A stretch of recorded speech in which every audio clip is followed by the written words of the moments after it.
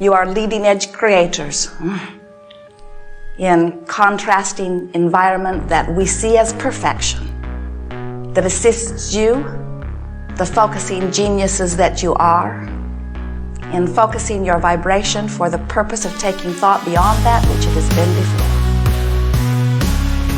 These are good times.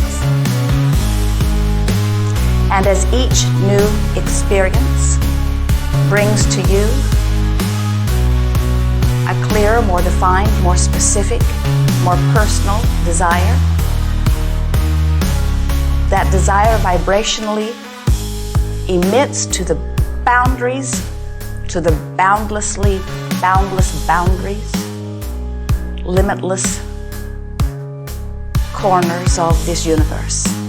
And Source hears the vibration, receives it fully, answers it unequivocally, undeniably, and returns its equivalent to you in all manner of fashion and form.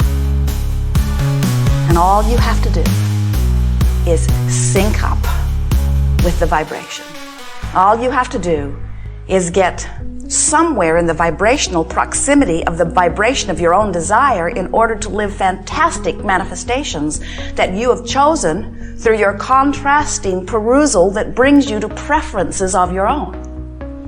Sometimes we think that your personal preferences are not beloved to you, or sometimes we think that your personal preferences are not allowed to you because you do not believe that you are worthy of choosing your personal preferences. But we are here to remind you that that is why you are here.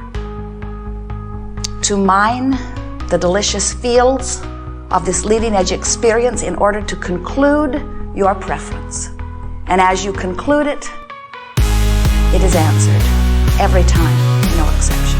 Here we are teaching the art of allowing. Now, allowing what?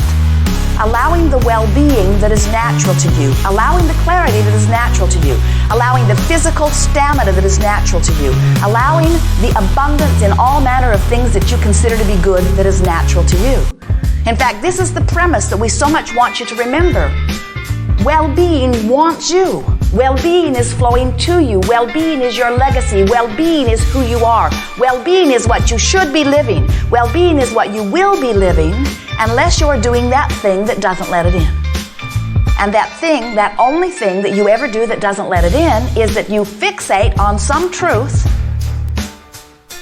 which has manifestations all over the place that you clearly do not want. And in your shouting no at these things you do not want, you manage to make them vibrational friends until you get a pattern of vibration going on within you that is so different from the well-being that is natural to you that you pinch off the well-being vibration. It's like setting your radio on 98.6 when what you really want is 101 FM and then complaining that you're hearing the wrong music. And we say, tweak your dial. And you say, no, this is where our family sets its dial.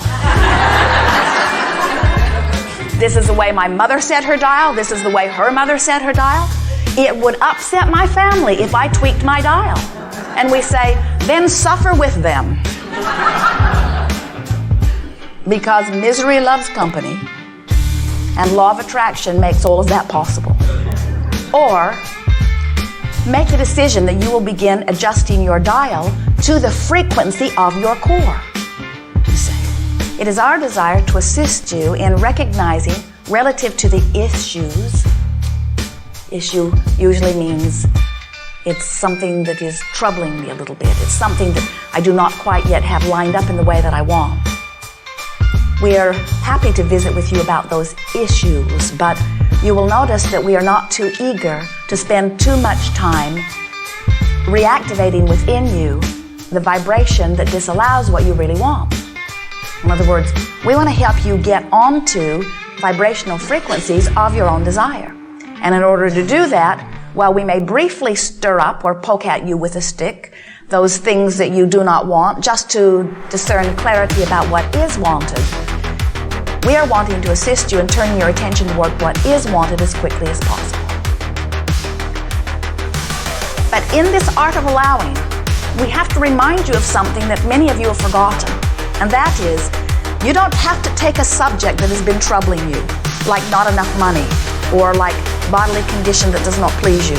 You don't have to take a subject like that and force yourself into vibrational compliance. In other words, you don't have to take something that you really, really feel strongly one way about and begin feeling really, really strongly an opposite way about. Not only do you not have to, that's a hard thing to do because the law of attraction doesn't assist you in those different thoughts. But you do have to stop activating the vibration that is keeping you from what you want. In other words, we want you, as you begin to contemplate this idea of discovering and practicing and fine-tuning and becoming experts at the art of allowing, we want you to realize that what it really requires is very simple. Just a relaxing and allowing the well-being that would be there if you weren't doing that thing that isn't letting it in. There's not a tug of war between good and evil because there is no source of evil. There is only a source of well-being which you are allowing or not. That's sort of like saying, as the electricity is pouring through the walls of your house, and you've got your toaster with the plug in your hand, and you're standing there, and you haven't plugged it in yet, and you say, "This toaster is evil because it will not toast my bread." And we say, "Plug it in." My mother doesn't plug her toaster in. Her mother doesn't plug her toaster in. Something's wrong with this toaster. It has gone over to the dark side. It will not toast my bread. And we say, it's only not doing what it was born to do. They call it a toaster. Because it is not connected to the stream that makes it so. And you are the same way. If you are not allowing a full connection to the energy stream, then you're not thriving in the way you are meant to thrive. But it is not because you are evil, it is because you're not plugged in. And so the art of allowing is just finding techniques that allow you to relax and allow the well-being.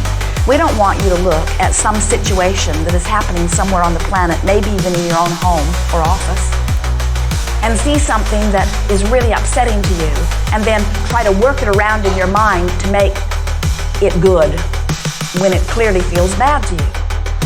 What we are wanting you to do is choose any one of another millions of subjects that feel good now. You don't have to go fix that thing that is broken. And in fact, when you try, you usually only hold yourself longer out of vibrational harmony with the energy of well-being. So allowing what? Allowing myself to be connected to the stream of pure positive energy that is natural to me. Allowing myself to be connected to my source of clarity, to my source of abundance, to my source of physical well-being, to my source of balance, to my source of kindness, to my source of love, to my source of well-being, to my sense of humor, to my broader perspective, to all that is good. It is really a worthy endeavor. And not only do you feel good while you do it, but everything you want flows easily into your experience. This is not a workshop where we are teaching or really even encouraging manifestation, because that does not need to be done. We are expressing to you who are leading edge creators understanding of laws of the universe that work whether you know that they do or not. And really, words do not teach. It is only life experience that teaches. And so we want to help you to understand why you're getting what you're getting, or why you're not getting what you're wanting. We're wanting to begin to assist you in understanding that life is supposed to be good. And if you will relax and try to get into an attitude of trust and belief that well-being is dominant, then well-being beyond your current ability to even fathom will begin to flow to you in all manner of fashion. 3 steps to the process. Step 1 is you got to ask. And you're asking all day, every day. And we're not talking about words or prayers. We're talking about the vibrational emittance that oozes out of you whenever you are in a situation where desire or preference is born, which means every moment of every day. So as these desires are emitting from you, that's step 1. Step 2 is universal response to those desires. That's not your work. Step 3 is your dominant work. Step 3 is you must become a vibrational match to that which you are asking for. As we watch so many of our physical friends, we notice that instead of working to hold themselves in vibrational compliance with their own desires, maybe because of insecurity, there are a number of reasons, instead they are looking around at what the world is doing and trying to line up with what most are doing. And what we are wanting you to remember is that you are such unique individuals that you will never find large numbers of anyone who are in exact alignment with what you want. There is never a crowd on the leading edge. And as you are standing here in your personal, very preferred stance, things will occur to you that have never occurred to anyone ever. And if you think that you need to find others to agree with you before you feel secure enough to allow yourself the benefit of receiving it, then you are not living the leading edge experience that satisfies you. You came forth in your uniqueness wanting to take thought beyond that which it had been before. So in that light, and for endless other reasons, it is our desire that you begin to make a decision that goes something like, no longer am I going to take some sort of score or poll about everybody in my family or everybody in my community or everybody in my religion or everybody in my political party or everybody in my nation or everybody in this world. I am no longer going to try to get everybody's opinion before I make a decision about what I want. It's too time-consuming. And I get lost in the process of it. I'm no longer going to try to sort out every possible thought. Instead, I'm going to let my well-being, the stream that flows forth from within me, be my guiding light. I'm going to start making my decisions based upon how they feel. I'm going to feel my way. Jerry sat yesterday in the motor coach in Tampa, watching a squirrel joyously leaping from tree to tree, from branch to branch. The dance he was doing was joy-based, you could tell. And then Jerry watched him as he was gathering nuts. And Jerry said to us, how is it that the squirrel knows about the nut gathering thing? Is he born knowing, sort of pre-programmed? And we said, the squirrel's broader perspective knows how the squirrel and the nuts fit into the broader scheme. The squirrel's broader perspective has a keen eye on how it all works and joyously envisions the happy outcome for the squirrel. The squirrel is not thinking about nuts. The squirrel is tuned to its joy factor. So as the squirrel follows its bliss, it aligns with the consciousness that encourages the gathering of nuts. The squirrel does not ask why.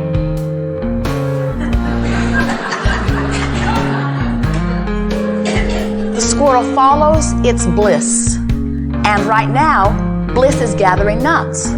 Watch your animals.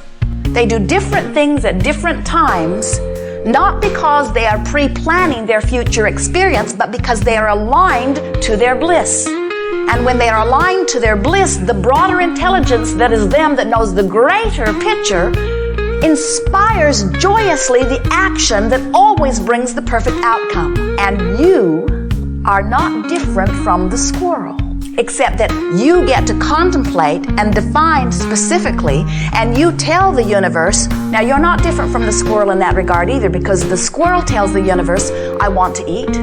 I always want to have enough food. The squirrel's preference is, I feel better when I'm full.